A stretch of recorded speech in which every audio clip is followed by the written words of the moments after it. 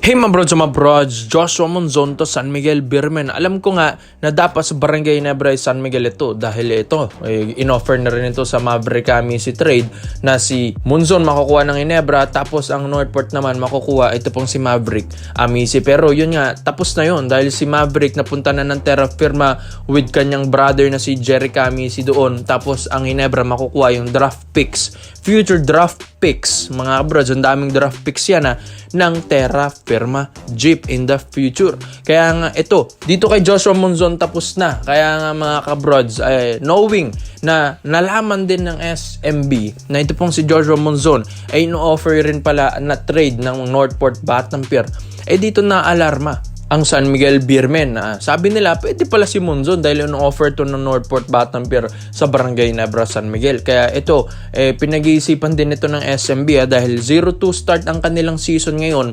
Ngayong All Filipino Cup medyo pangit dahil dalawang beses ba namang natalo sa first 2 games nila.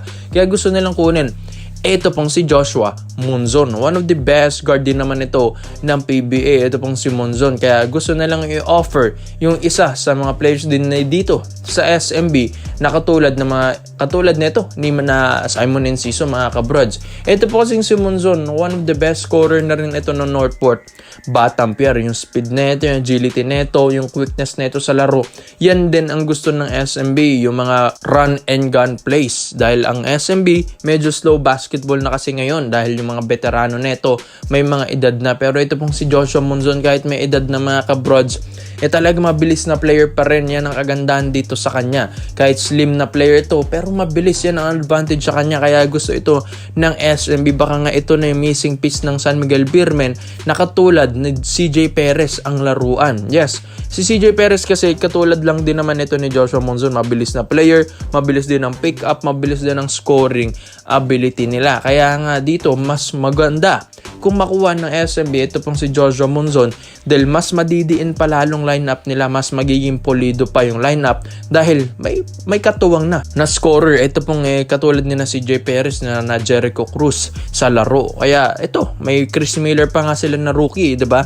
Yan ang kagandahan sa SMB. Ang dami at napaka-deep ng bench nila pero hindi naman nila na ma-maximize ng maayos. Maski ang Phoenix, tinalo lang sila, diba mga kabrods? Kung tutusin, mas kayang-kaya nga yan ng SMB at tambakan pa nga nila yun dun sa lineup pa lang nila.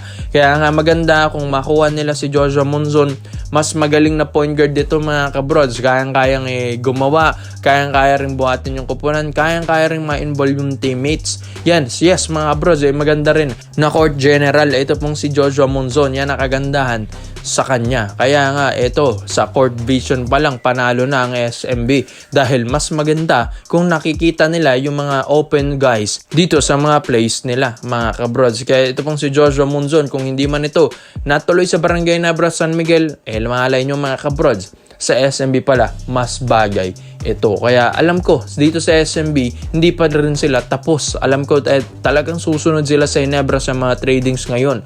And syempre, habang hindi pa naman trade deadline, kailangan din ng SMB na kumuha ng mga players na katulad nito na pangdagdag sa lineup nila dahil parang medyo may kulang at parang may mali nga daw sa lineup ngayon ng San Miguel Birmen. Kaya ikaw mga bro, sa lahat po ng SMB fans, sa tingin nyo ba, sapat na ba yung lineup nito ng SMB? Or sa tingin nyo, hindi lang nila masyadong namamando ng maayos ang lineup ngayon ng Birmen, ng super studded lineup ng Birmen? Or sa tingin nyo, kulang pa at kailangan kunin ito pong si Joshua Monzon? Kaya komento mo lang po dito mga bro, at isahin natin yan. Dito naman po tayo sa kabilang balita naman natin, mga kabrods, Chris Miller. Yes, yung rookie ngayon ng SMB gusto nga ilipat ni Boss Al naman sa Barangay Ginebra San Miguel. Bakit? Dahil nga sa pagkawala nito ni Maverick Amisi, nawalan ng scorer pa ang Ginebra. Gusto nilang kunin ito pong rookie ng SMB kung papayag ang SMB. Pero ito, magkakaroon kasi ng 3-team trade. Kumbaga, magkakaroon ng Mikey Williams ang SMB. Ito pong si Chris Miller mapupunta sa Ginebra. Tapos i-offer ng Ginebra isa sa mga players nila or role player nila doon sa Converge Fiber Xers. Pero syempre pinag-iisipan pa ng Ginebra kung sino yung mapupunta sa Converge, kung sino yung aalisin nila. Si Chris Miller kasi 6'2" point guard, mga kabrods. Ito talaga yung isa sa mga missing piece din ng Barangay Nebra San Miguel. Kung nawala man si Maverick Amisi na napunta ng Terra Firma Jeep, mga kabrods, mas maganda na kung makuha nila pa. Ito pong si Chris Miller. Diamak naman na mas malakas din naman. Ito pong si Chris Miller. Alam ko, veterano na ito. Ito yung rookie na hindi mo masasabing rookie. Ito yung rookie na rookie veteran na. Kaya nga ito pong si Chris Miller, pepe dito sa Barangay Nebra San Miguel kung gusto mo ng pangdiinan sa lineup. Alam din naman natin, ito pong Hinebra, gustong-gusto rin naman na itong makapag-champion na rin ngayong All-Filipino Cup, mga kabrods. Kaya naghahanap pa sila ng mga scorer ngayon. Maski nga si Macho Rek, kinokontak na rin ng Barangay Nebra San Miguel Tapos gusto na rin nilang ibalik si Greg Slaughter dahil nag-apology letter yon. Tapos ito, si Chris Miller naman. Gusto rin kasi ni Boss Al na mas maging balanse na yung lineup ng mga sister teams niya. Katulad ng Hinebra at SMB. Gusto niya mabalance dahil sa SMB, ang lakas na nga ng lineup nito tapos kinuha pa yung Chris Miller. Dito naman sa Barangay Nebra San Miguel, medyo kulang pa, mga bros. Kulang pa nga ng big man Kaya kailangan din ng Hinebra na scorer. Pero 5 yung nawala dyan 5 scorer ang nawala dyan sa Barangay Nebra San Miguel. Tenorio, Malonzo, Pesomal, Mariano, tapos Maverick Amisi. Biruin yan, mga bros, 4 na scorer. Ang nawala dyan yung isa, si Mariano, hindi naman ganun ka-scorer. Kaya grabe yung nangyari dito sa Barangay Nebra San Miguel. At ang napalit, ito pong si Norbert Torres, tapos Sonny Estil. Medyo kulang nga talaga yun, mga kabrods. Kaya kailangan ng Hinebra ng mga ganitong scorer na katulad ni Chris Miller. Unlike naman kasi sa SMB, napaka-deep ng bench nito.